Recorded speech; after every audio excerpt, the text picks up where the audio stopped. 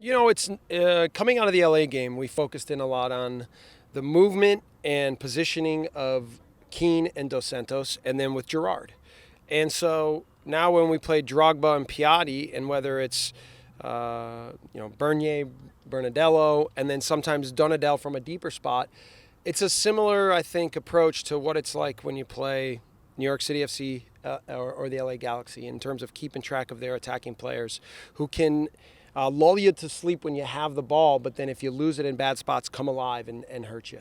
So, we're very aware of their movement. We've talked already about how to deal with it, and we'll make sure that the guys are focused and concentrated on the game plan that's necessary to limit them. And what if Harry Ship is used out there either as Yeah, that's another factor. Mm-hmm. So they're explosive. They can use Oduro, they can use Salazar. So they've clearly got some explosive players in the attacking part of the field, and our key will be to make them defend.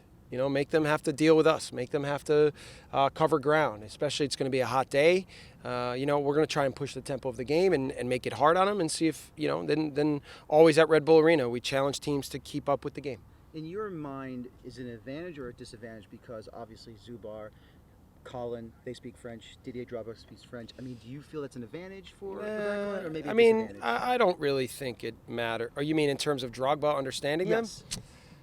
I don't really think that's much of a factor. I do think they talk a lot when they're moving around, but I also think that, the tactics of what we're doing in the back line create a lot of cohesiveness and understanding, and so I'm not too worried about it. It's more about just understanding the flow of the game and where Drogba's positioning himself, and that those guys are alert for specific moments to make sure that he's not finding space. With the injury to Damien, who from the USL side might get the spot? Aaron Long will be on our Champions League roster again. He won't factor in this weekend, but we're modifying his workload with USL tomorrow so that he'll be fresh for Tuesday.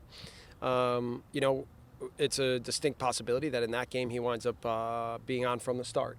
And then, I think with Justin Billiou, Chris Duval, Kamar Lawrence, and Chris Duval can also play center back. But with all those guys, I think we can still get through the back line in a good way and survive the next 3-4 weeks until we get Damien and Dax back. Jesse, we talked about the Montreal attack. How about on the other side of the ball, trying to break through their defense? Yeah, I think, the defender of the year is Laurent Simon, and he has been very good again this year. And, one of the keys with him is not letting him feel comfortable. Not letting him feel comfortable by leaving things in front of him where he can read things very easily, and not letting him have too much time on the ball where he can start to pick us apart. So he's a very good player, and frankly, he's a fun guy to watch. But it's part of our game plan is always to make it hard on him and make sure that he doesn't get to play within his comfort zone, and that we challenge him to do more than he's used to and more than he likes to. So it's not easy to accomplish that, but that'll be the goal. Gonzalo and Sean both scored last weekend. Is it important in the final stretch to have a lot of guys who can contribute? I've got some dilemmas on my hand. I think we're getting, we've picked up 2 very good players now in the last 2 weeks. And it's great to see Gonzalo playing well. We know Sean Davis is a very reliable, good player.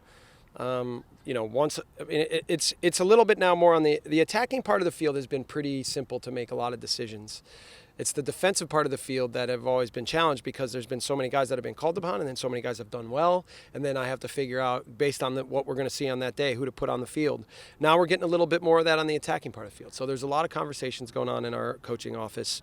But I'll say this, there's a big belief in a lot of players, and it's a position of advantage for me to be in and for us to be in, to be able to have so many choices, and then really it's almost like we can't go wrong. Does Gonzalo feel better now? Because obviously the 2 goals he scored, the one last year against Toronto and of course the 7-0 game against New York City, is towards the back end of the result already in hand because he scored in LA and it made it 1-0. Do you think that's finally opened him up to being a lot more comfortable out in the Well, I think there's a lot of little things. We've tried to really emphasize he's finally in a form now where he's fit and he's healthy and he's pushing. He's been sharp in training. We've been pushing him to be good in training. Then he's had more opportunities to play, so that gets him into a better rhythm. He performed really well against Antigua. And then I think, to come on in the moment he came on against LA in a big moment for our team, and to get a big goal and help us get the result. I think it only feeds to his confidence. So he's in a good way right now, and I think it's only going to get better. And even though you will be suspended on Saturday because. Oh, am I? Yeah, I think. Well, Okay. Unless there's something else I don't know. It would be good. I think it's an appropriate appeal, but I don't think it's going to work out that way. You can always play the Bobby Valentine trick. We're not allowed to appeal. Our coaches, we have to Really? just take the final word and swallow it. But it's kind of the way that things at work anyway. But Dennis will be running. Dennis Hamlin will be running. Yeah, I think back. he's been ironing his suit, getting that ready to go. It's going to be hot, so he's going to be sweating. But in all seriousness, we try. There's, I think, this is not about any one person here, and that definitely extends itself to our entire coaching staff. And these guys are a big part of what we do every day, and I always like opportunities. I think it's an opportunity for Dennis and Chris to show, their leadership.